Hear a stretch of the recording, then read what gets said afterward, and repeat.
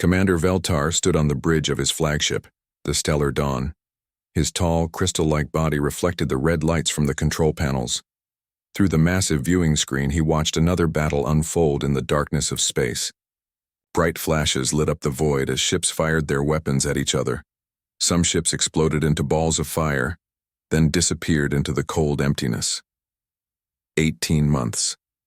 That's how long this war had been going on. 18 months of fighting, over a system of planets and asteroids that most people had never heard of before the war started.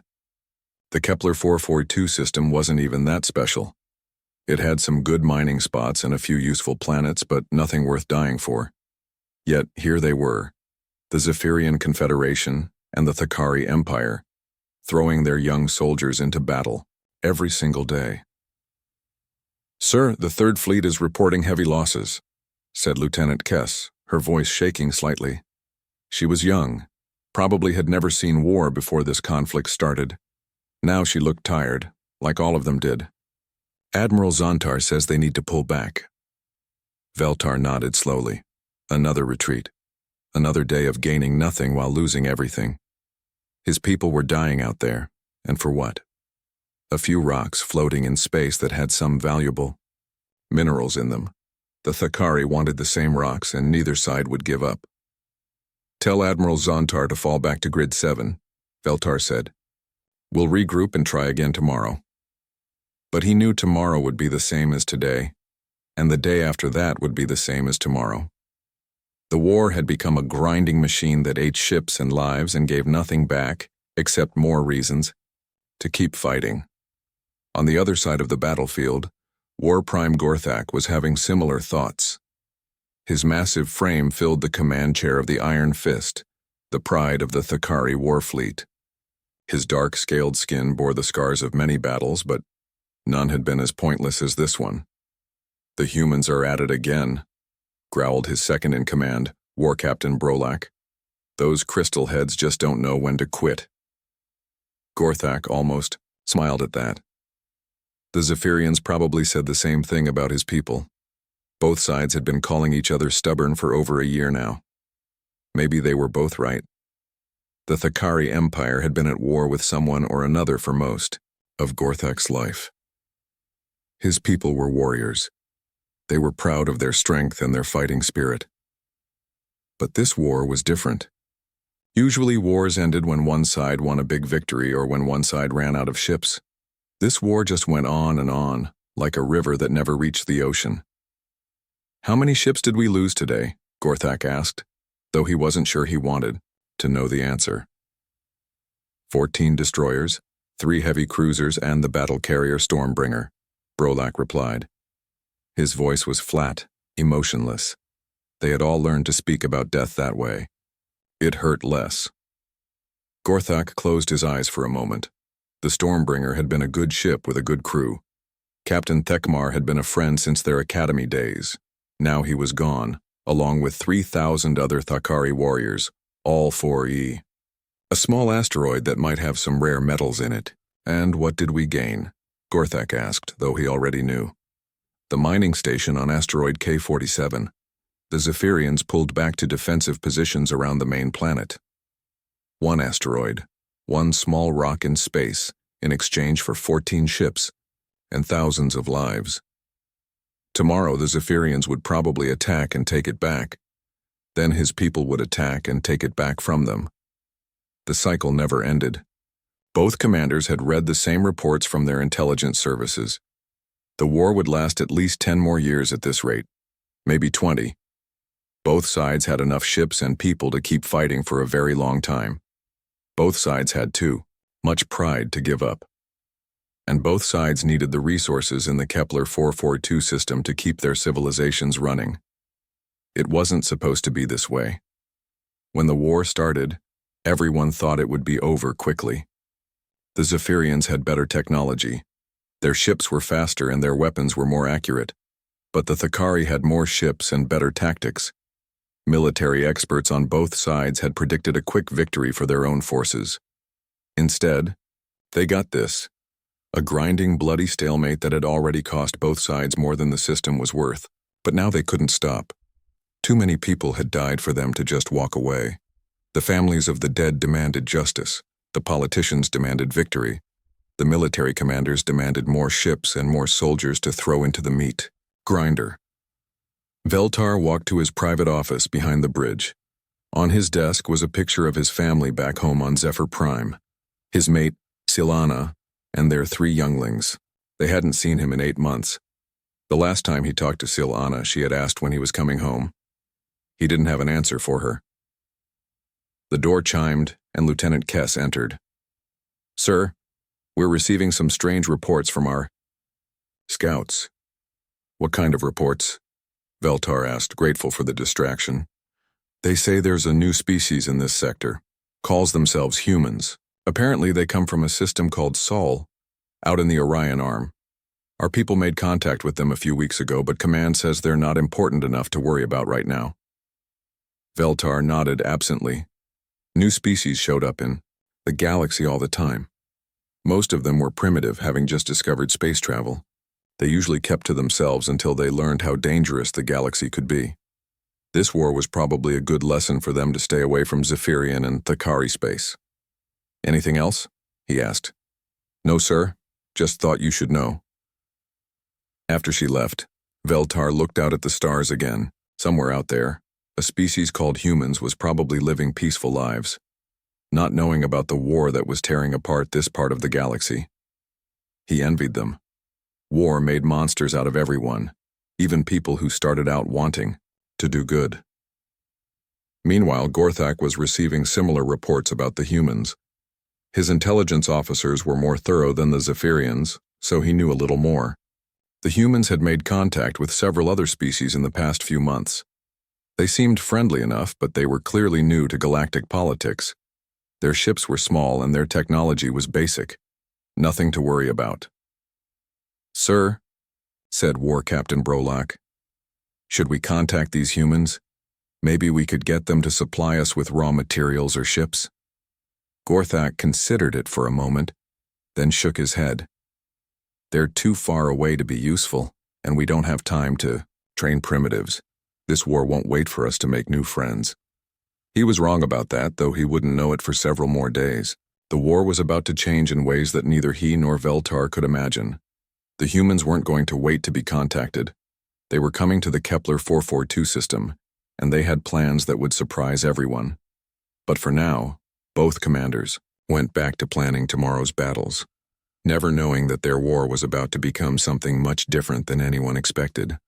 The UES Olive Branch dropped out of faster-than-light travel at the edge of the Kepler 442 system.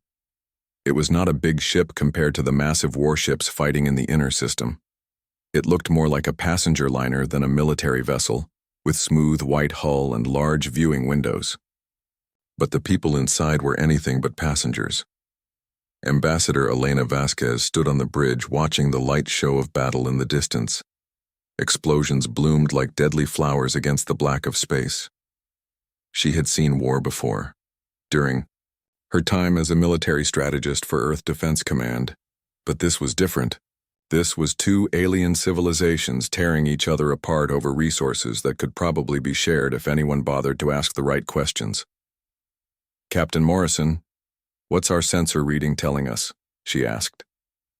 Captain James Morrison was a calm man who had spent 20 years in Earth's Space Navy before joining the Diplomatic Corps. His fingers moved quickly over his control panel as he read the data. "Ma'am, we're looking at about 300 ships total, split pretty evenly between the 2 sides. They've been hammering each other for hours. Looks like a typical day in this war." Ambassador Vasquez nodded. Her team had been studying this conflict for weeks before they arrived. The Zephyrian Confederation and the Thakari Empire had been fighting over this system for 18 months. Both sides were exhausted, but neither wanted to give up. It was exactly the kind of situation that Earth's new diplomatic initiative was designed to handle. "Dr. Chen, what do we know about their communication methods?" she asked. Dr. Lisa Chen was the team's xenolinguist. She had learned 17 alien languages in her career and was working on her 18th and 19th. "Both species use quantum-based communication systems similar to ours," she said. "I've been monitoring their military channels. The Zephyrians use crystalline resonance patterns, and the Thakari use bioelectric frequencies. We can talk to both of them. Good. Commander Hayes, what about their military capabilities? Commander Sarah Hayes was a former Earth Marine who now served as the military advisor for diplomatic missions. She studied the tactical displays with professional interest. Both sides are using standard galactic warfare tactics. The Zephyrians have better individual ship technology, but the Thakari have better fleet coordination. Neither side has a decisive advantage, which explains why this war has gone on so long. Ambassador Vasquez smiled slightly. Everything was going according to the plan that Earth's best minds had developed. All right, everyone. Time to introduce ourselves to the galaxy. Captain Morrison, open communication channels to both fleets. Standard First Contact Protocol Alpha. The Olive Branch began broadcasting on all frequencies that both alien fleets used. The message was simple and was repeated in both the Zephyrian Crystal Song language and the Thakari battle cant. This is the United Earth ship Olive Branch, representing the human species of the Sol system. We come in peace and wish to establish diplomatic relations with both the Zephyrian Confederation and the Thakari Empire. We request temporary ceasefire to allow for peaceful communication. The response was immediate. Both fleets stopped shooting and turned their sensors toward the small human ship. For the first time in months, the Kepler 442 system was quiet, except for the hum of ship engines and scanning beams. Commander Veltar was the first to respond.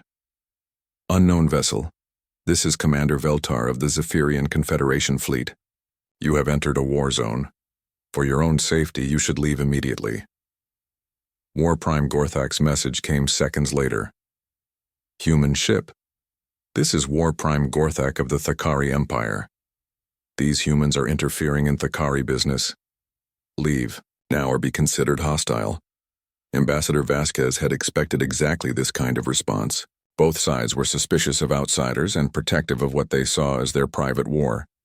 But they had also both stopped fighting to listen to her, which meant they were curious about these new humans. Honored commanders, she broadcast, to both ships at the same time. We are not here to interfere in your conflict. We are here to learn about your civilizations and to offer our friendship to both peoples. Perhaps we could meet in person to discuss this properly. The next few hours involved careful negotiations. Both alien commanders were suspicious of the humans, but they were also curious. Neither the Zephyrians nor the Thakari had heard of humans before a few weeks ago. Now these newcomers were brave enough to fly into the middle of a war zone and ask for meetings. Finally, both sides agreed to temporary ceasefires to allow diplomatic talks. Commander Veltar invited the humans to meet aboard his flagship, the Stellar Dawn. War Prime Gorthak made a similar invitation to his ship, the Iron Fist. Ambassador Vasquez accepted both invitations and scheduled separate meetings. The meeting with Commander Veltar came first. Ambassador Vasquez took Dr. Chen and Commander Hayes with her in a small shuttle. The Stellar Dawn was beautiful in the way that Zephyrian technology always was. Everything was made of crystal and metal that seemed to sing with its own inner light. Commander Veltar was tall and thin, with skin that looked like living crystal. His large eyes were the color of deep blue ice, and when he spoke, his voice had a musical quality that made even harsh words sound like poetry. Ambassador Vasquez, he said, welcome aboard my ship. I must admit I am curious about your people. We have heard only rumors about humans until now. Thank you for welcoming us, Commander, Ambassador Vasquez replied. We are equally curious about the Zephyrians. Your civilization has achieved remarkable things. They spent 2 hours talking about their respective cultures, technologies, and histories. Commander Veltar was intelligent and thoughtful, but Ambassador Vasquez could see the exhaustion in his crystalline features. This war was wearing him down, just like it was wearing down everyone else. Tell me about this conflict, Ambassador Vasquez said carefully. From your perspective, why is the Kepler 442 system so important? Commander Veltar's expression hardened slightly. The Thakari invaded a system that was rightfully ours. We discovered it first, we surveyed it first, and we filed the proper claims with the Galactic Council. But the Thakari ignored our claims and moved in with their military. We cannot allow such aggression to go unpunished. Ambassador Vasquez nodded and made mental notes. That was one side of the story. Now she needed to hear the other side. The meeting with War Prime Gorthak was very different. The Iron Fist was a ship built for war with heavy armor and weapons everywhere. War Prime Gorthak himself was huge, easily twice the size of a human with thick scales and muscles that looked like they could bend steel bars. "So you're the humans," he said in a voice like grinding stone. "You don't look like much. Why should the Thakari Empire care about your friendship?" "Because friendship is always more valuable than War Prime," Ambassador Vasquez replied calmly. "And because humans might have something to offer that would benefit your people." Gorthak laughed, but there was no humor in it. "The only thing the Thakari need right now is victory over the Crystal Heads. Can your humans give us that?" "Perhaps we can give you something better than victory," Ambassador Vasquez said. "Perhaps we can give you peace." That got Gorthak's attention. He leaned forward in his chair, studying the small human with new interest. "Explain." "Tell me about this war from your perspective first," she said. "Why is your empire fighting for this system?" Gorthak's story was different from Veltar's, but not as different as she had expected. The Thakari Empire has legal claims to this system that go back 300 years. Our ancestors explored this region and marked it for future colonization. When we finally had the resources to develop it, we found the Zephyrians had moved in illegally. They refused to recognize our historical claims. Ambassador Vasquez nodded again. Two different stories, but both sides believed they were in the right. Both sides had legal claims that seemed valid to them, and both sides were too proud to back down. After the meetings, Ambassador Vasquez returned to the Olive Branch to talk with her team. "What do you think?" Captain Morrison asked. "I think both sides are telling the truth as they see it," she replied. "And I think both sides are exhausted and looking for a way out of this war without losing face." "So what's our next step?" Dr. Chen asked. Ambassador Vasquez looked out at the two fleets, still facing each other across the dark of space. "Now we make them an offer they can't refuse." Ambassador Vasquez had spent the entire night working with her team.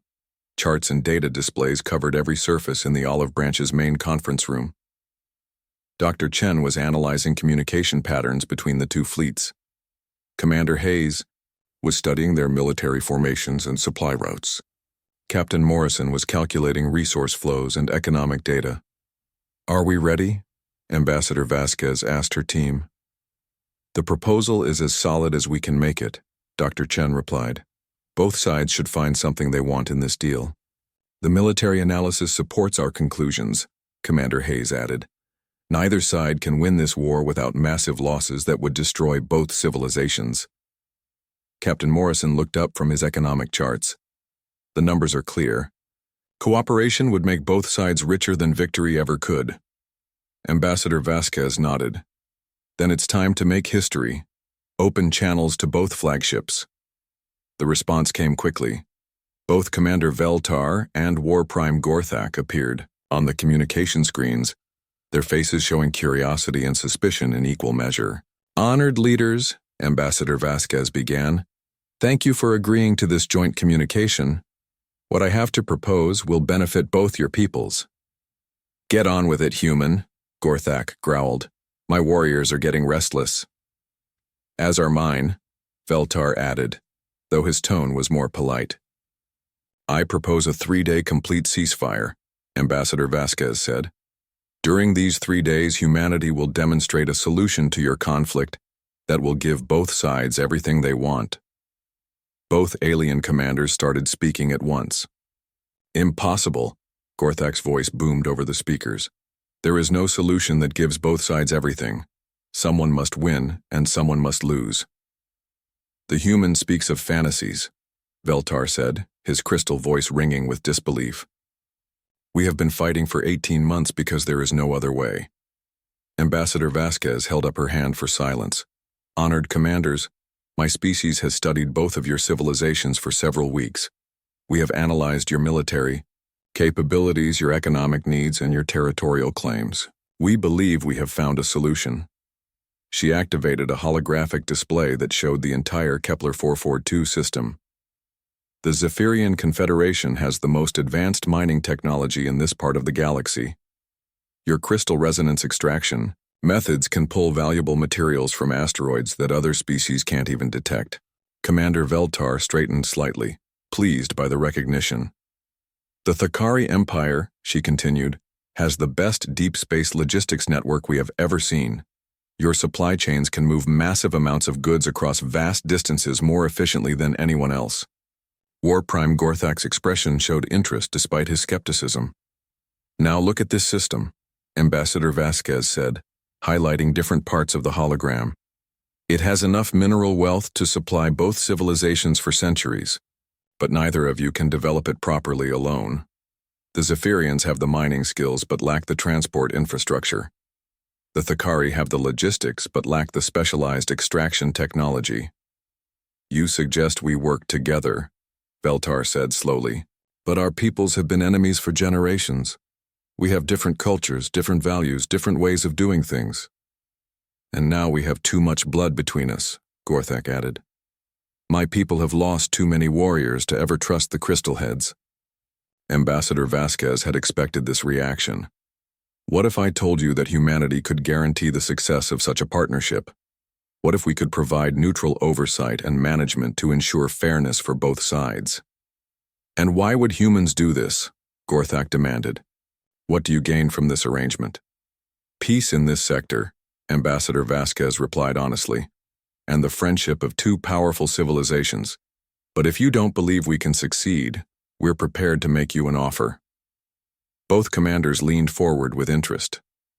If humanity cannot end this war and establish a profitable partnership between your peoples within 72 hours, we will provide both of your fleets with advanced Earth military technology and withdraw from this sector forever.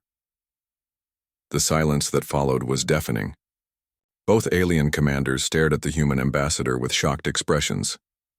You would give us your military secrets? Veltar asked, his crystal voice barely above a whisper. Advanced technology that could tip the balance of this war, Gorthak added, his eyes narrowing with suspicion. That's correct, Ambassador Vasquez said calmly.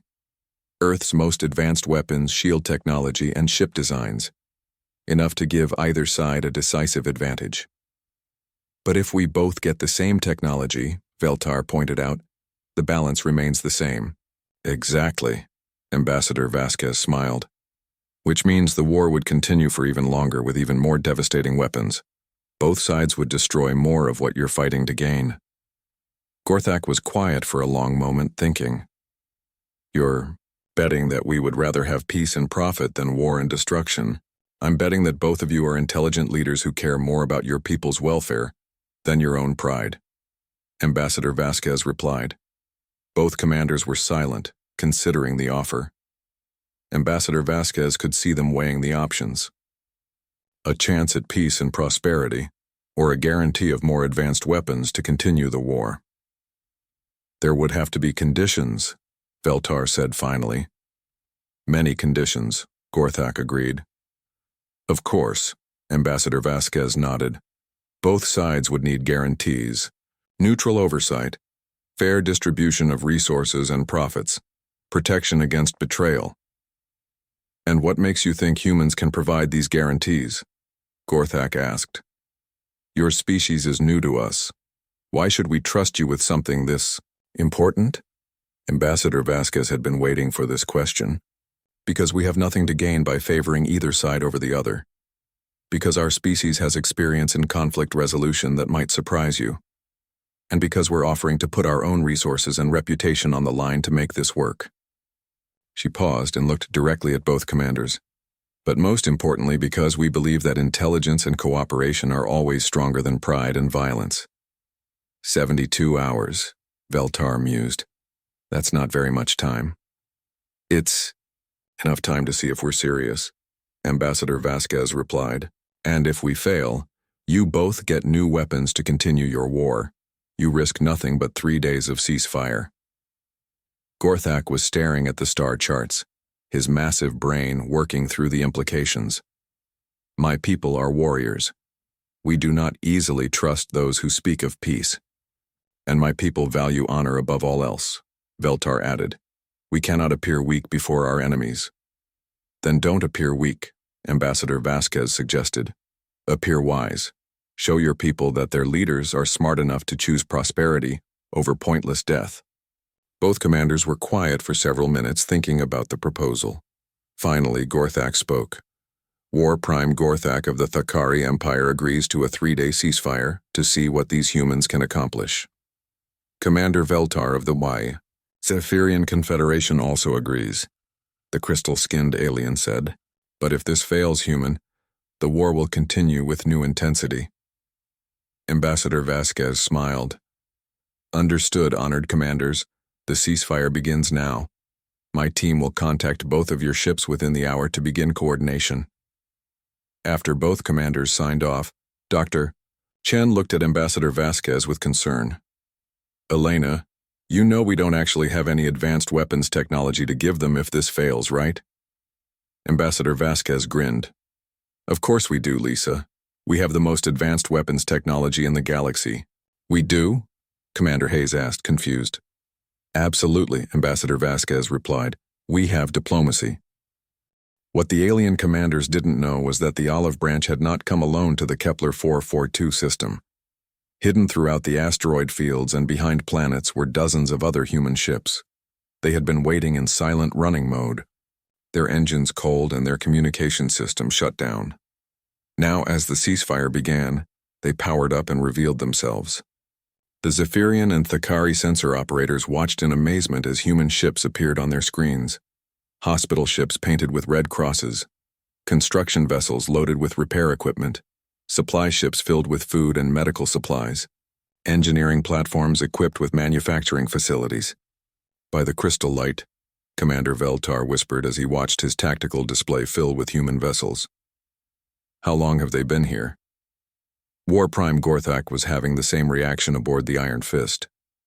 These humans have been planning this for weeks, he growled, but there was respect in his voice rather than anger. Ambassador Vasquez's voice came over the communication channels to both fleets. Operation Chrysalis begins now. All human vessels, proceed to your assigned positions. Remember, we are here to heal, not harm. The first human ships to move were the hospital vessels. The UEMS Nightingale approached the Zephyrian fleet, while the UEMS Clara Barton headed toward the Thakari formation. Both ships were broadcasting medical emergency codes and requesting permission to assist with wounded personnel. Commander Veltar was suspicious. Why would the humans want to help our wounded? What do they gain from this? His chief medical officer, Dr. Silwan, had been monitoring the human medical broadcasts. Sir, their medical technology appears to be remarkably advanced, and they're offering to treat anyone regardless of species or military affiliation. It could be a trick, suggested his tactical officer. What kind of trick? Veltar asked. They're offering to heal our people, not harm them. Meanwhile, War Prime Gorthak was having a similar discussion. These humans want to board our ships and treat our wounded. It could be a way to infiltrate our vessels. His chief surgeon, Dr. Thakmore, disagreed. War Prime, we have 3,000 wounded warriors from the last battle. Our medical facilities are overloaded. If the humans can help our people heal, does it matter why they're doing it? Both commanders made the same decision. They allowed the human medical ships to dock and begin treating their wounded. Dr. Sarah Kim was the chief medical officer aboard the Nightingale. She had served in Earth's medical corps during several conflicts and had never seen anything like the Zephyrian wounded. Their crystal-based biology was completely different from anything in human medical textbooks, but the principles of healing were the same everywhere. The important thing, she told her mixed human and AI medical team, is to show them that we care about their people as much as they do. Every life we save builds trust.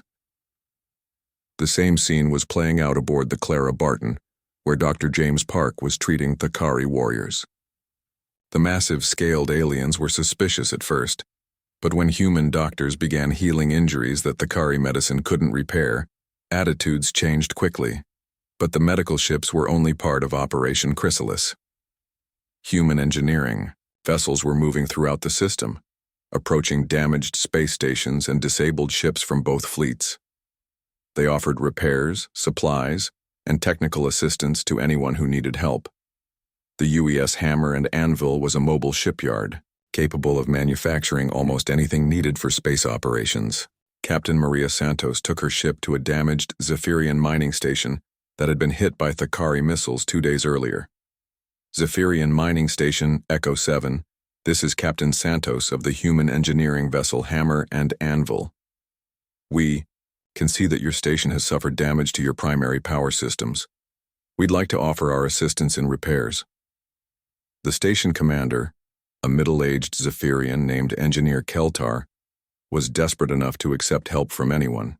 His station was losing atmosphere and his people were in danger. Human ship, we accept your assistance, but our technology is very different from yours. Your people may not be able to understand our systems. Captain Santos smiled.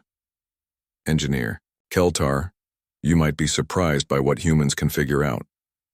The human engineering teams that boarded the station were led by Dr. Jennifer Walsh, a xenotechnology specialist who had studied alien engineering principles for years.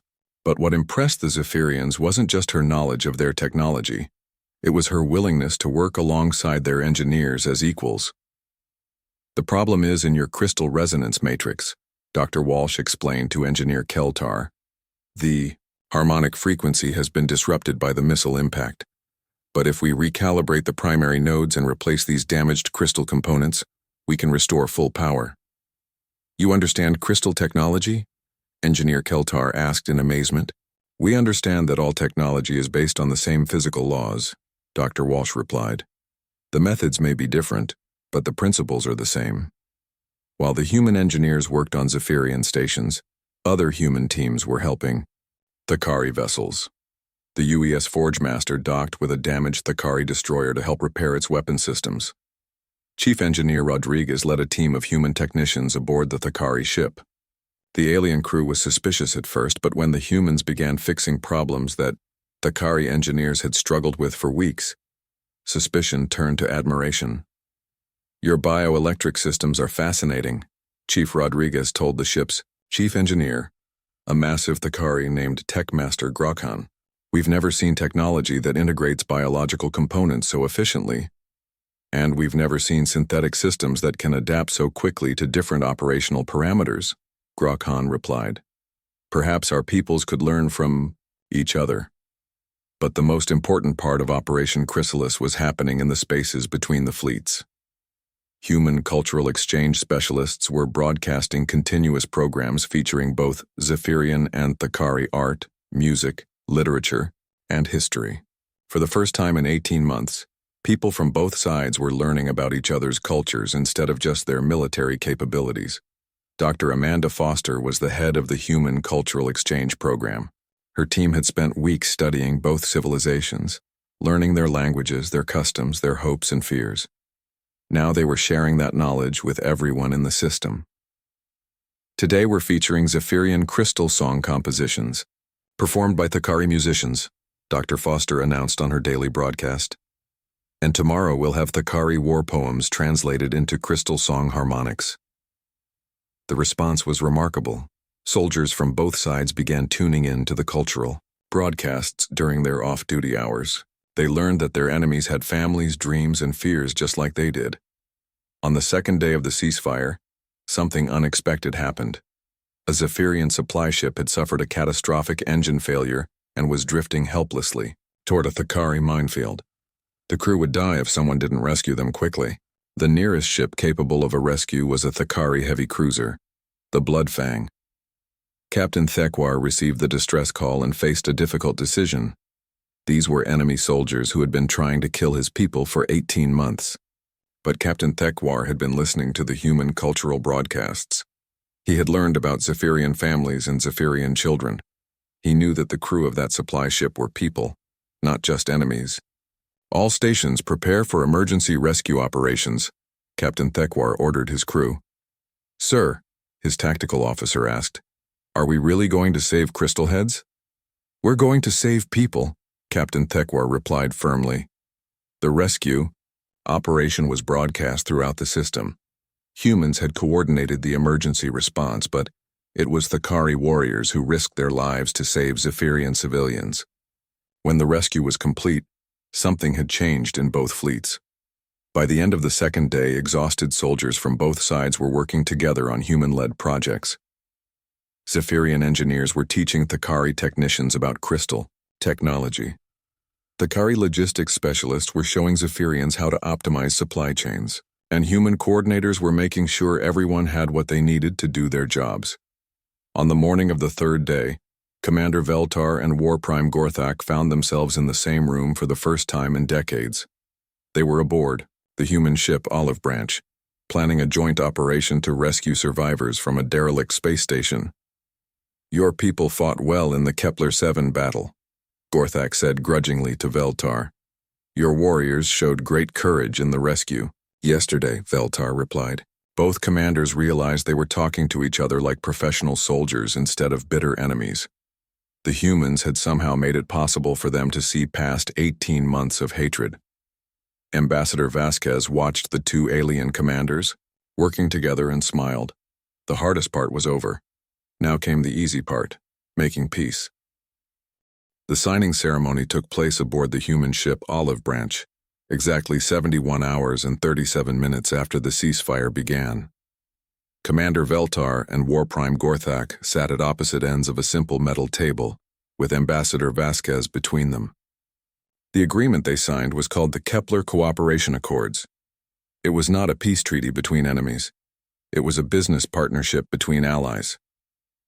The Kepler 4042 system will be administered by the Joint Kepler Development Council. Ambassador Vasquez read aloud as news crews from both civilizations recorded the historic moment. All mining operations will use Zephyrian crystal resonance technology operated by joint crews. All transport and logistics will be managed by Thakari fleet specialists working with Zephyrian technical advisors.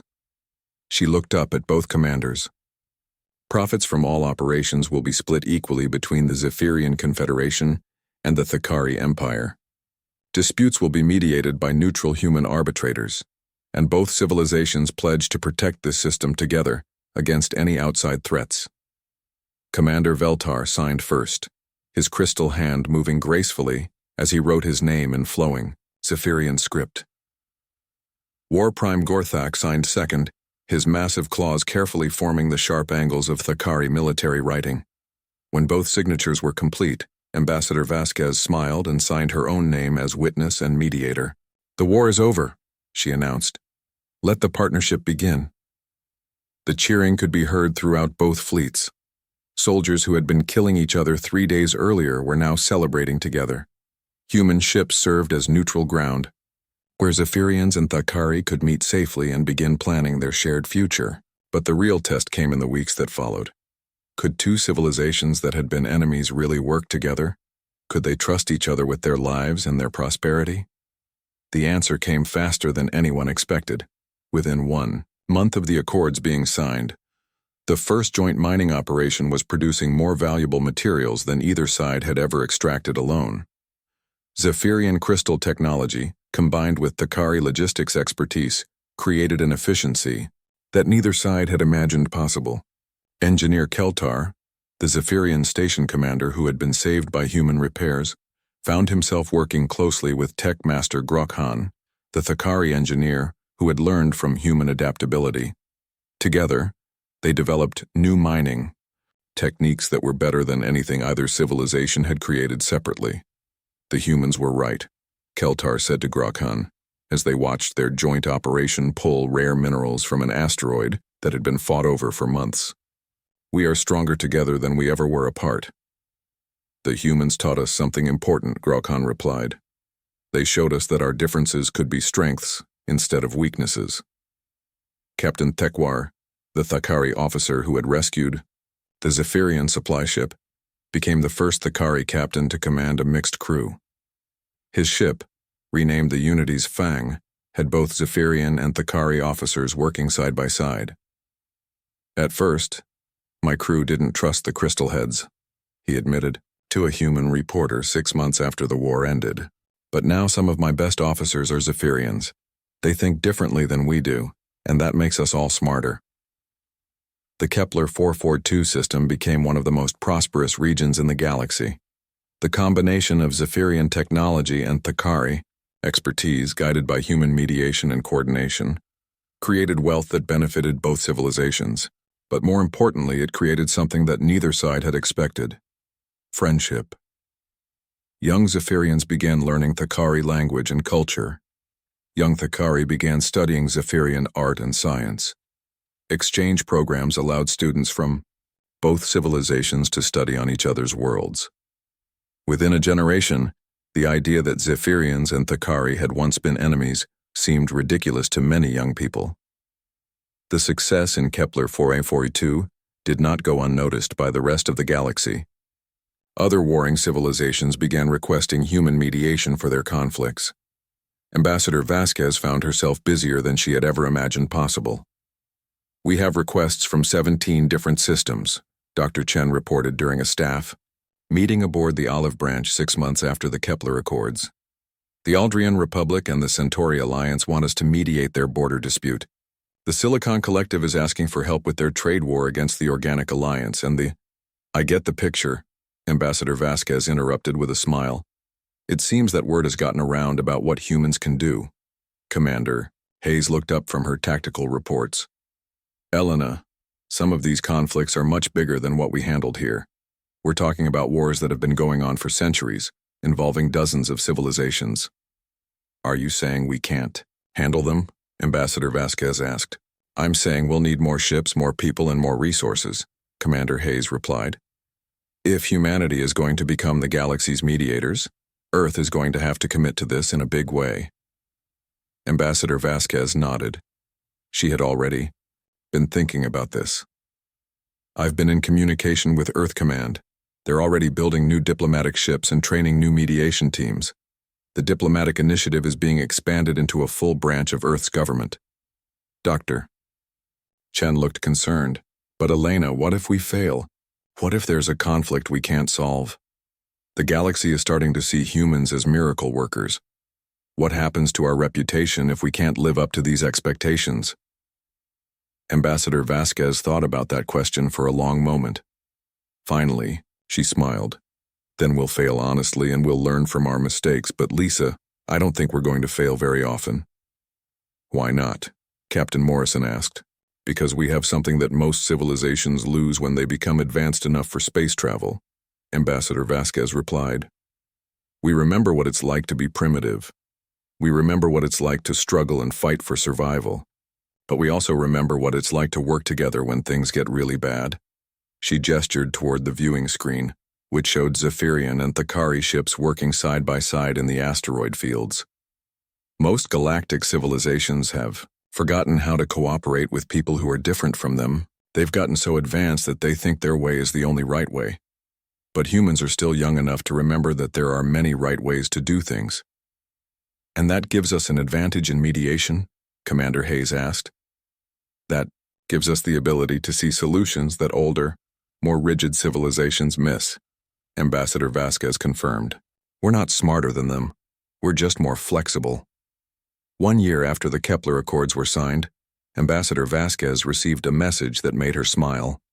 It was from Commander Veltar and War Prime Gorthak, sent jointly from their new shared headquarters on Kepler 442 Prime. "Ambassador Vasquez," the message began, "we wanted to thank you for giving our peoples the gift of peace.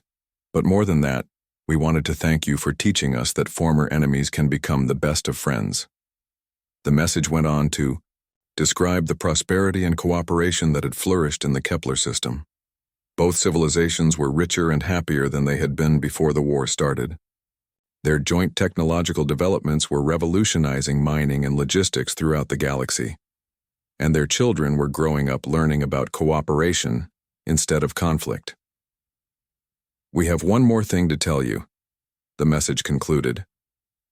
"The Zephyrian Confederation and the Thakari Empire have voted to establish the first Galactic Mediation Academy here in the Kepler system. We want to teach other civilizations what you taught us, and we want to invite humanity to be our partners in this endeavor." Ambassador Vasquez showed the message to her team and they all smiled. So, Dr. Chen said, it looks like we're not just mediating conflicts anymore. We're teaching other species how to mediate their own conflicts.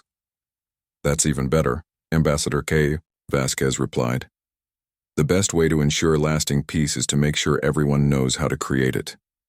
She looked out at the stars, thinking about all the worlds out there where people were fighting over resources that could be shared, territories that could be divided fairly, and differences that could become strengths instead of sources of hatred. Captain Morrison, she said, set course for the Rigel system. I just received word that the Aquatic Federation and the Desert Commonwealth are shooting at each other over water rights. They need some humans to show them that there's more than enough water in the galaxy for everyone, if they're willing to work together to find it. As the olive branch jumped to faster than light speed, Ambassador Vasquez smiled. Humanity had found its place in the galaxy, not as conquerors or traders or explorers, but as peacemakers. And that was exactly what the galaxy needed. The species that everyone had thought were newcomers had become the teachers. The people who seemed primitive had shown advanced civilizations how to solve their most difficult problems. And the humans, who had arrived asking for friendship, had become the most respected mediators in known space. Sometimes the best weapon really was the one that built instead of destroyed.